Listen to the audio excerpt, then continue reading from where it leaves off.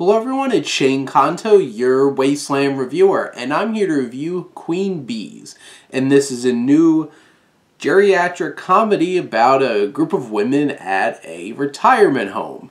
And this is from director Michael Lembeck, who previously had done films like Tooth Fairy, and the second and the third, The Santa Claus. So, interesting.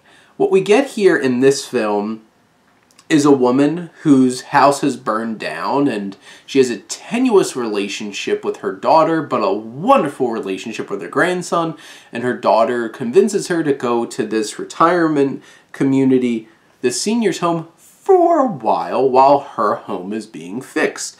And we have Helen, played by Ellen Bernstein, who did amazing work in Pieces of a Woman earlier this year, nominated for an Oscar for Requiem for a Dream, and now is doing geriatric comedies / dramas.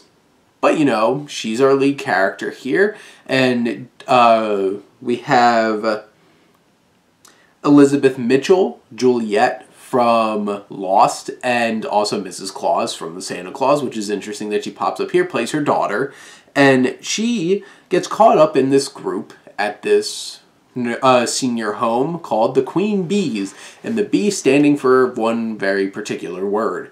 And we have Jane Curtin, who plays Janet, who's kind of their really mean and vindictive leader, who previously known for like Coneheads and stuff like that. She's very biting and sarcastic and angry in this film. And then you have Loretta Devine, who plays Sally, who has such a great relationship with Helen, and they get high and have snacks and stuff like that and have some great moments. And then you have the kind of the Blanche of the group, played by Ann-Margret.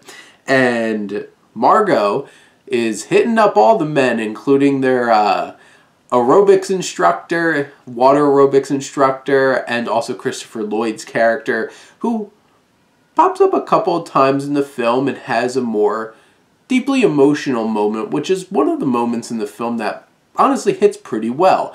And then you have James Caan, who plays Dan, who's kind of smitten for Helen, and they start developing this relationship. But here's the thing. This film isn't really it doesn't have any artistic merit that really stands out from a filmmaking perspective. It's very much, here's a camera, let's shoot it all, and you ladies have some fun, along with some of your guy friends. And also the screenplay is so clunky, with so many tropes and so many cliches in this film of other films similar to this, and especially the dialogue is so clunky in how it's just forcing exposition down your throat so much, and it never feels natural. And there's so much setup in the first act or first half of this film that it's just like, oh my god. When it finally started getting into gear, I started enjoying it on some level a little bit differently, a little bit more. And you know, all these actors are committed and are having a lot of fun with each other, and for the most part, you can just enjoy them having a nice time with each other. There's some fun actors. And, like, in the end, there isn't, like, this deep meaning to this film. There isn't something that's, like, gonna surprise you on how this all turns out. And honestly, it turns out pretty expected. They do throw in tons of added drama that just feels over the top and obnoxious at times. And throughout this film, it isn't as funny as it could have been. I had a couple of laughs, but honestly, I got some enjoyment out of just watching this very charismatic group of actors interact with each other. And honestly, that's really what this film's trying to sell you on, is this group of actors having some fun together. Also, James Caan looks really old. Like, I'm just like, oh, what? And, you know, Christopher Lloyd looks like the same age that he's been for, like, decades. So, you never know.